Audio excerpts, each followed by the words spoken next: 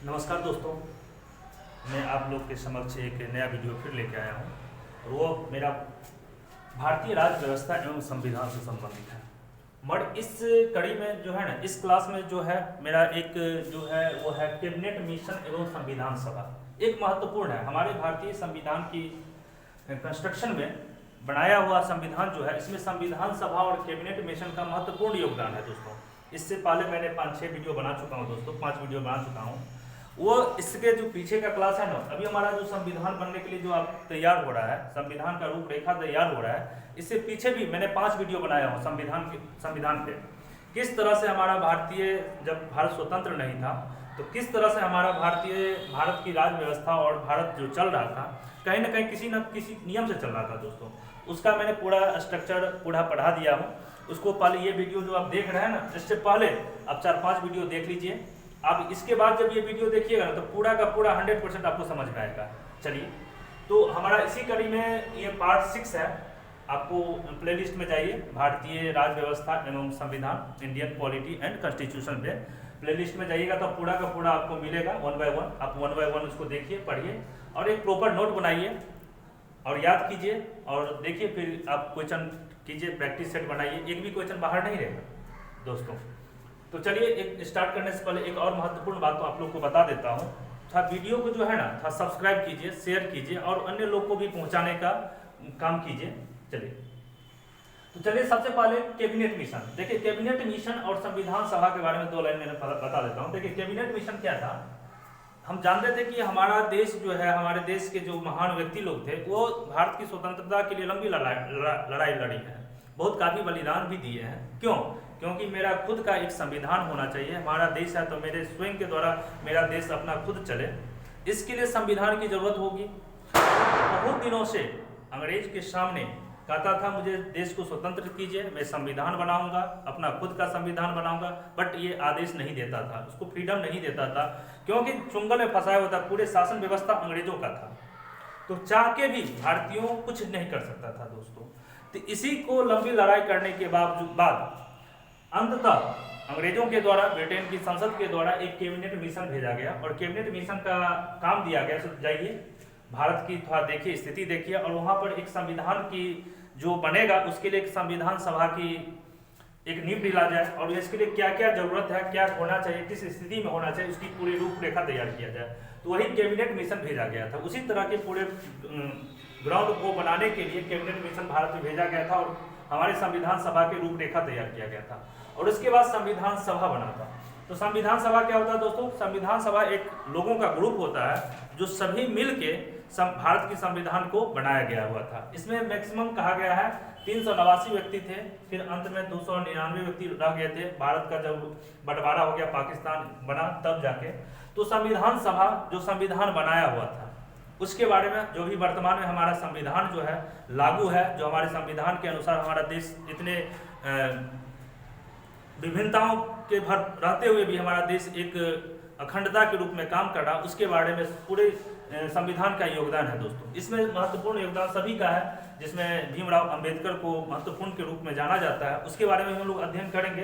अभी तो ढेर सारा वीडियो आएगा दोस्तों, उसके बारे में बात करेंगे। चलिए, तो उसी कड़ी में मेरे पास लगभग 25 महत्वपूर्ण क्वेश्चन आता है। उसके देखते हुए महत्वपूर्ण 25 क्वेश्चन को भी देखेंगे 1 बाय 1 करके और अच्छी तरीके से समझेंगे दोस्तों। आइए, कैबिनेट मिशन तो पहला है, कैबिनेट मिशन भारत आया था। तो बहुत महत्वपूर्ण क्वेश्चन है, कभी कभी पूछा जाता है कैबिनेट मिशन भारत कब आया हुआ था दोस्तों? तो 1946 में। दूसरा क्वेश्चन, द्वितीय विश्व युद्ध के दौरान ब्रिटेन का पीएम कौन था? तो वो है विंस्टन चर्चिल। क्या हुआ था दोस्तों? 1942 भारत छोड़ो आंदोलन हुआ था। उसी दौरान ये लोग, भारत छोड़ो आंदोलन के दौरान ही भारतीय लोग ने भारत को स्वतंत्रता की मांग किया हुआ था। इससे पहले भी किया था मगर इसमें जोर शोर से किया और इसी के बीच में महात्मा गांधी ने भारत छोड़ो आंदोलन के तहत ही करो अमरो का नारा दिए हुए थे। तो इससे मजबूर होकर विंस्टन चर्चिल ने कहा, ठीक है, द्वितीय विश्व युद्ध खत्म हो जाए तो मैं आप लोग को स्वतंत्रता दूंगा। तो विंस्टन चर्चिल थे। तो द्वितीय विश्व युद्ध के दौरान ब्रिटेन का पीएम क्या कौन थे? Winston Churchill. और विंस्टन चर्चिल ने ही महात्मा गांधी को नंगा फकीर का उपाधि दिए हुए थे। नंगा फकीर बोला हुआ थे विंस्टन चर्चिल। तो पूछा जाता था महात्मा गांधी को नंगा फकीर किसने कहा था? तो विंस्टन चर्चिल ने कहा था।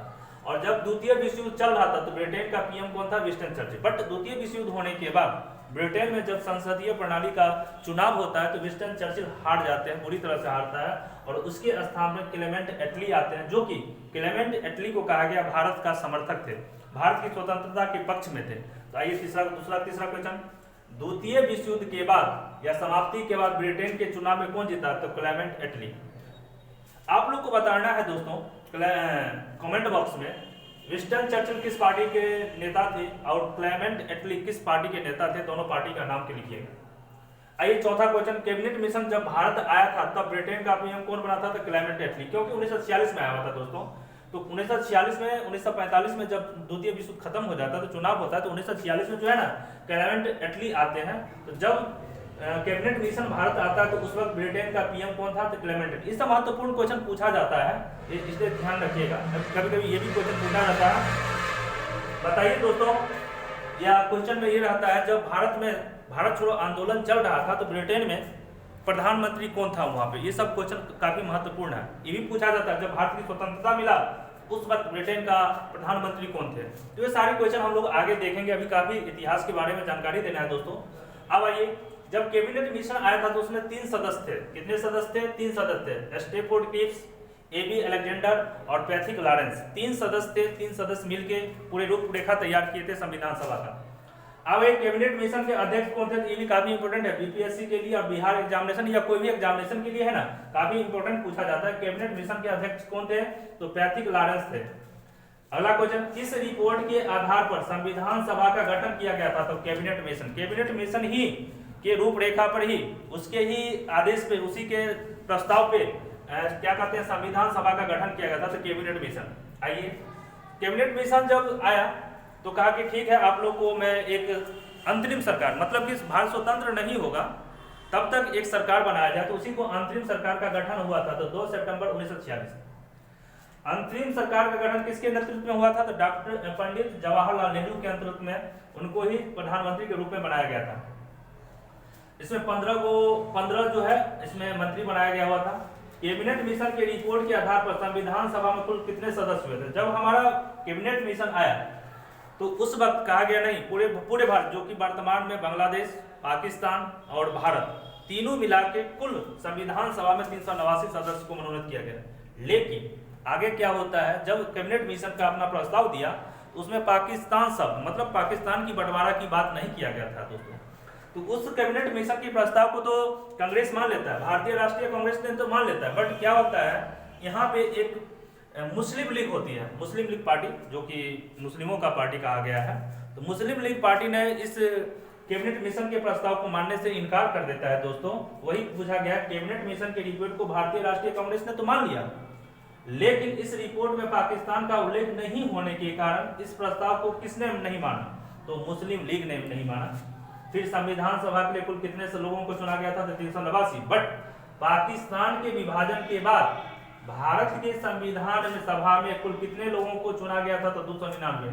सिर्फ भारत, पाकिस्तान और बांग्लादेश को छोड़ के पूरे भारत से 299 व्यक्ति को चुना गया। वही 299 व्यक्ति ने पूरे संविधान बनाया था। और अभी जो हमारे वर्तमान में है, काफी संविधान संशोधन हुआ, अलग बात है, मगर मूल संविधान जो बने हुआ था 299 व्यक्ति ने बनाया था। इसमें बहुत सारी समिति है, सभी समिति के अध्यक्ष है। अगला वीडियो में सारी बात देखेंगे। अगला जो मेरा वीडियो होगा संविधान से संबंधित होगा, एक क्लास पूरे संविधान का रूपरेखा को हम लोग तैयार करेंगे, उस पर बात होगा। आइए अब हम लोग संविधान सभा से संबंधित बात करते हैं दोस्तों। इसमें भी महत्वपूर्ण 10 क्वेश्चन है। आप यदि इसको पढ़ लेते हैं ना, याद कर लेते हैं ना, और किसी एग्जामिनेशन में आप जब बैठिएगा तो आपको हमको आशा करते हैं, पूरे विश्वास के साथ करते हैं दोस्तों, आप हर एक क्वेश्चन का जवाब दे दीजिएगा। मगर बशर्ते एक कॉपी एक पेन रखिए साथ में और प्रॉपर एक नोट बनाइए और बार बार रिवीजन कीजिए। मैं कुछ दिनों के बाद टेस्ट सीरीज भी स्टार्ट करूंगा दोस्तों इस आपके यूट्यूब वीडियो पे, तो वहाँ से काफ़ी बेनिफिट मिलेगा। जितना चीज़ मैं पढ़ाया रहूँगा उसका मैं टेस्ट लूँगा, उससे क्या होगा आप लोग को अपने लेवल की पता चलेगा। बट अभी नहीं, कुछ मैं वीडियो बना रहा हूँ आने के बाद। तो संविधान सभा, देखिए संविधान सभा क्या होता है? संविधान सभा तो उसमें लोगों का समूह होता है, बट यहाँ संविधान सभा या प्रतिनिधि सभा भी कहा गया है, इसमें संविधान बनाने की सभा होगा। तो आइए, इस सभा में जितने भी अधिकांश लोग थे, जैसे 299 व्यक्ति में मैक्सिमम जो थे वो वकील थे, क्योंकि वकील लोग भी संविधान के बारे में मूलभूत जानकारी रखते हैं, तो इसलिए जितने भी मैक्सिमम की बात किया जाए तो वकील थे। तो इस सभा में अधिकांश लोग वकील थे। संविधान सभा के सदस्यों का निर्वाचन अप्रत्यक्ष रूप से हुआ था, जनता के द्वारा प्रत्यक्ष रूप से नहीं हुआ था। जैसे क्या वो एक क्षेत्र था, इस क्षेत्र में जो महत्वपूर्ण व्यक्ति थे उसमें से एक महत्वपूर्ण व्यक्ति को चुन लिया जाता था, वही जनता का एक एक करके वोटिंग के द्वारा चुनाव नहीं गया था, इसलिए अप्रत्यक्ष था। इसलिए पूछा जाता है तो संविधान सभा का सदस्यों का निर्वाचन किस रूप से हुआ था, प्रत्यक्ष या अप्रत्यक्ष? तो मेरा आंसर होगा दोस्तों अप्रत्यक्ष रूप से हुआ था, जनता का डायरेक्ट इसमें भागीदारी नहीं था। संविधान सभा के प्रस्ताव को प्रस्तुत किसने किया था? संविधान सभा का प्रस्ताव जो है प्रस्तुत किया था जवाहरलाल नेहरू ने। अब संविधान सभा बन गया, अब इसकी बैठक शुरुआत होती है। इसकी बैठक प्रथम बार जो हुआ था तो पूछा जाता है संविधान सभा का प्रथम बैठक कब हुई थी? तो 9 दिसंबर 1946, और इसमें ढेर सारा बैठक चलती है, 114 बैठक चलती है दोस्तों, 114 बैठक, कुल 2 वर्ष 11 महीना 18 दिन के अंतर्गत। तो प्रथम बैठक तो होती है 9 दिसंबर, और चलते चलते जब संविधान बन जाती है तो 26 नवंबर 1949। तो पूछा गया संविधान सभा की अंतिम बैठक 26 नवंबर 1949, और प्रथम बैठक की बात किया जाए तो 9 दिसंबर 1946। ओके, अब संविधान सभा बन गया तो संविधान सभा का एक अध्यक्ष होना चाहिए।